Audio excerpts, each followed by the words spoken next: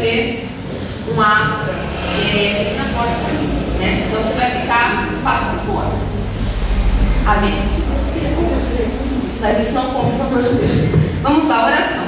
Segunda definição que eu peguei de oração, olha só. Uma aproximação da pessoa de Deus por meio de palavras ou de pensamentos, em particular ou em público.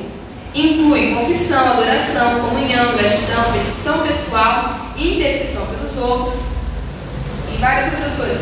Para ser atendida, a oração requer purificação, fé e comunhão com Cristo, submissão à vontade de Deus, direção do Espírito Santo, espírito de perdão e relacionamento correto com as pessoas.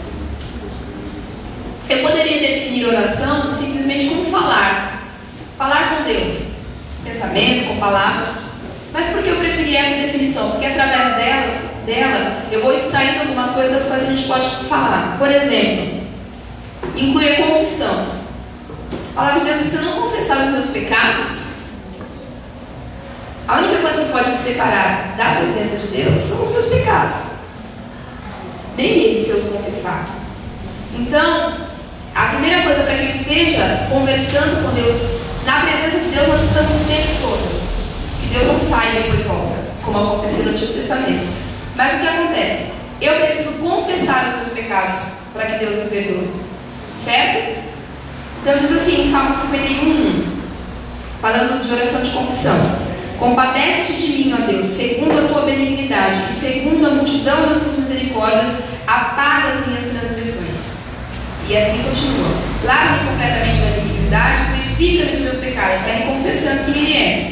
Pois eu conheço as minhas transgressões e o meu pecado está sempre diante de mim. Pequei contra ti somente. E aí por aí vai no Salmo 51. Então ali ele está fazendo uma oração de confissão. Para que ele esteja na presença de Deus, eu preciso confessar os meus pecados. Então, através da oração, eu posso me achegar a Deus. O que é a oração para que serve? Através dela, eu posso me achegar a Deus. E se eu estou no meio de uma batalha e não me achego a Deus, fica difícil. Como é que você vai combater essa batalha se você não se achegar a Deus? A segunda coisa que a oração nos proporciona é uma vida de união com Cristo. Diz assim em João 15:7: se permanecerdes em mim e as minhas palavras permanecerdes em vós, pedireis o que quiserdes e vos será feito. Então nós entendemos aqui que através da oração eu posso ter intimidade com Deus. Que se eu estiver em Deus, eu sei o que Ele quer. E aí eu vou pedir em oração e Ele vai me conceder. Porque eu vou pedir segundo a vontade de Deus. Certo? Um outro exemplo. Através da oração, eu tenho direcionamento de Deus. E isso, diante da batalha espiritual, é algo imprescindível. Super necessário. Se você não está na batalha, não sabe para que lado vai, como é que você faz? E a oração, através da oração, eu tenho direcionamento de Deus. Lá em Judas 1:20 diz assim: vós, porém, amados, edificando-vos na vossa fé santíssima, orando no Espírito Santo. E quem é que nos dá o direcionamento? É o próprio Espírito Santo de Deus. Então, se eu estou orando no Espírito, eu sei que o Espírito está ministrando no meu coração, eu sei para onde ir. Mateus 6:12 diz assim: e perdoando-nos as nossas dívidas, assim como nós temos perdoado os nossos devedores. Através da oração também, Jesus me ajuda a perdoar. Sabe aquela situação difícil, você não consegue nem olhar na cara do outro? Você está com vontade de socar mesmo. Deus, se eu encontrar na frente, eu passo por cima. Às vezes nós passamos por esses momentos. Nós não somos, robôs que não têm sentimentos, que não têm angústias, que não têm esse tipo de sentimento. Mas o que acontece? Quando eu oro ao Senhor, através da oração Ele vai ministrando ali no meu coração e me dando poder para que eu possa me posicionar e perdoar. Só fazendo uma ressalva aqui: o perdão não é algo que eu faço porque eu sinto, é uma decisão que eu tomo, assim como amar. Até porque perdoar é uma atitude de amor.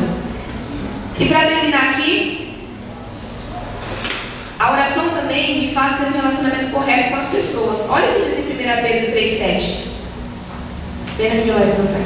Maridos, vós igualmente vivei. Agora é minha vez, não posso ver.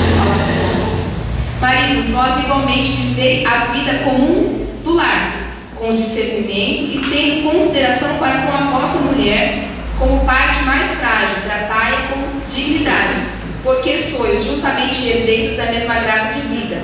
Agora é a parte importante, Deus, mais importante. Para que não se interrompam as vossas orações. Então você está ligado com a sua mulher? Será que Deus está ouvindo a tua oração? O negócio é sério. A palavra diz assim, ó, para que não se interrompam as vossas orações. Se eu estou brigando com a minha mulher, estou numa batalha, como é que eu vou guerrear se eu não estou conseguindo nem? A minha oração está sendo interrompida. Então, irmãos, através da oração eu posso viver o perdão de Deus nos meus relacionamentos. Às vezes nós achamos, vou orar para agradecer, eu vou orar para pedir. A oração, além de nos aproximar de Deus, nos dar intimidade com Deus, na batalha, a batalha não existe sem oração.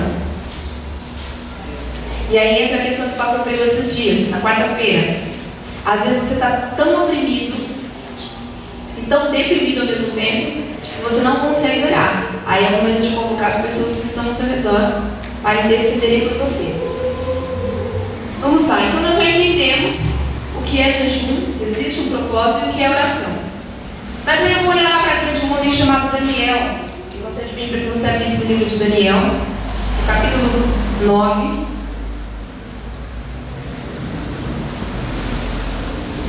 Capítulo 9, no versículo 3.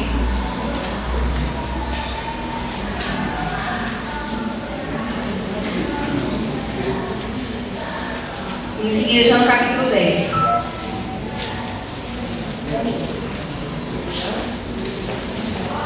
Nove, 3. Em seguida, o 10. Eu vou ler seguidamente o texto todo, que é um texto conhecido de todos nós. Depois eu vou compondo algumas coisas. Diz assim, 9, 3. Voltei o rosto ao Senhor Deus para buscar com oração e súplicas, com jejum, pano de saco e cinza. Capítulo 10, versículo 1 diz assim: no terceiro ano de Ciro, rei da Pérsia, foi revelada uma palavra a Daniel, cujo nome é Beltesazar. A palavra era verdadeira e envolvia grande conflito. Ele entendeu a palavra e teve a inteligência da visão. Naqueles dias eu, Daniel, pranteei durante 3 semanas, 21 dias. Manjar desejado, não era manjar ruim, era desejado, não comi, nem carne, nem vinho entraram na minha boca, nem me ungi com óleo algum, até que se passaram as 3 semanas inteiras. No dia 24 do primeiro ano, estando eu à borda do rio, do grande rio Tigre, levantei os olhos e olhei, e eis um homem vestido de linho, cujos ombros estavam cingidos de ouro puro de Ufaz, e o seu corpo era como berilo, e o seu rosto como um relâmpago, e os seus olhos como tochas de fogo. Os seus braços e os seus pés brilhavam como bronze polido, e a voz das suas palavras era como estrondo de muita gente. Só eu, Daniel, tive aquela visão. Os homens que estavam comigo nada viram. Não obstante, caiu sobre eles grande temor e fugiram e se esconderam. Fiquei, pois, eu só e contemplei esta grande visão, e não restou força em mim. O meu rosto mudou de cor e se desfigurou, e não tive força alguma. Contudo, ouvi a voz das suas palavras, e ouvi-a cair sem sentir o rosto em terra. Eis que certa mão me tocou, sacudiu-me e me pôs sobre os meus joelhos e as palmas das minhas mãos. Ele me disse: Daniel, homem muito amado, está atento às palavras que eu te disser. Levanta-te sobre os pés, porque eis que te sou enviado. Ou seja, Deus é me enviado. Ao falar ele comigo esta palavra, eu me pus em pé tremendo. Então me disse: não temas, Daniel, porque desde o primeiro dia em que te aplicastes o coração a compreender e a humilhar-te perante teu Deus, foram ouvidas as tuas palavras, e por causa das tuas palavras é que eu vim.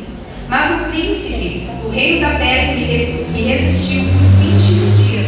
Porém, Miguel, um dos primeiros príncipes, veio para ajudar-me, e eu obtive vitória sobre os reis da Pérsia. Agora vim para fazer-te entender o que há de suceder ao teu povo nos últimos dias, porque a visão se refere a dias que ainda estão distantes.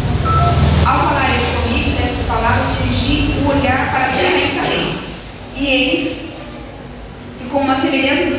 homens me tocou nos lábios, então passei a falar e disse àquele que estava diante de mim: meu Senhor, por causa da visão sobrevieram dores e não me ficou força alguma.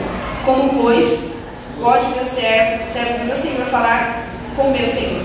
Porque quanto a mim, não me resta já força alguma, nem folha que ficou em mim. Então me tocou aquele semelhante homem e me fortaleceu e disse, para terminar: não temas, homem muito amado, paz seja contigo, ser forte. Ao falar ele comigo, fiquei fortalecido e disse: fala, meu Senhor, pois me fortalece. Versículo 20 diz assim: e disse: sabe por que eu vim? Eu tornei a pelejar contra o príncipe da Pérsia, e saindo eu, eis que virá o príncipe da Grécia. Mas eu te declarei o que está expresso na Escritura da verdade, e ninguém há que esteja ao meu lado contra aquele, a não ser Miguel, o vosso príncipe. Amém?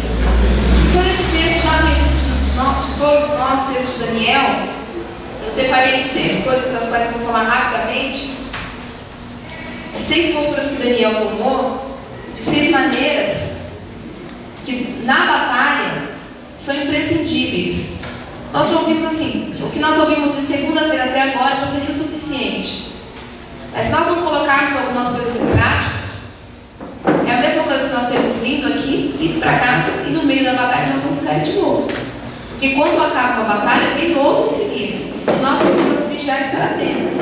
Lá no versículo 2 e 3, está dizendo assim, que Daniel jejuou. O que diz no versículo 2 e 3? Assim, ó: naqueles dias eu, Daniel, pranteei durante 3 semanas. Manjar desejado não comi, nem carne. Está falando que Daniel jejuou 21 dias. O que eu entendo aqui? Primeiro, que Daniel tinha uma postura. Ele precisava discernir o sonho e ele precisava buscar de Deus. E nas batalhas espirituais é isso que acontece. Nós precisamos, no meio de uma batalha, ouvir o que Deus tem para as nossas vidas. E nós, às vezes, eu fico ouvindo algumas coisas que são tão complicadas. Nós temos coisas nas nossas vidas, questões das nossas vidas, para serem resolvidas. Por que algumas pessoas começam a caminhar e deslancham e outras vivem empacadas? Por que será? Porque às vezes nós começamos algo diante de Deus, como exige de nós algum sacrifício, nós paramos na metade. Daniel deixa claro aqui, nesse texto: 21 dias, 3 semanas inteiras. Começou e terminou, não importa se são 21, se são 5, se é um dia só.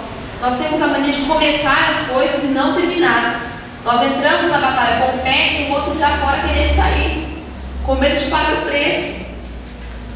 Mas para nós entrarmos na batalha e sermos fortalecidos através do jejum e da oração, nós precisamos primeiro fazer algo. Nós precisamos buscar entender o que Deus tem para nós em determinada situação. O que é que Deus quer? Preciso ir até Deus buscar uma resposta. Porque não dava só incutir a vida de Daniel. Toda a vida daquele povo dependia, principalmente da vida dos 3 amigos. Era uma revelação de algo que aconteceria depois com aquele povo. Não estava acontecendo naquele momento. Como vai dizer o versículo mais para baixo, no versículo 11. Era algo que iria acontecer. E aí, trazendo para as nossas vidas, amados, é assim: eu preciso tomar uma postura a Deus. Eu preciso resolver. Se eu caso, eu compro uma bicicleta, se eu estudo, o que eu faço na vida? E aí, quando essas posturas são cobradas de nós, o que nós fazemos? Nós fazemos como Daniel, buscamos entender o que Deus tem, deixando de lado a nossa vontade. Ele diz que os manjares eram desejáveis. É fácil você, vou jejuar de jiló, de quiabo, de frango com quiabo. Eu vou lá na minha mãe, mineirinha, né? Faz o quiabo com jiló, o quiabo com frango. Eu jejuar de quiabo com frango é fácil, não põe o quiabo na minha boca, nem que me pague. Agora eu quero ver ir lá, fazer uma carne de panela e mandar o jejuar da carne de panela. Aí sim. Eu quero ver Deus mandar eu tomar uma postura de fazer a vontade dele, não a minha. E eu dizer: Senhor, eu vou fazer a tua e não a minha. Aí é fácil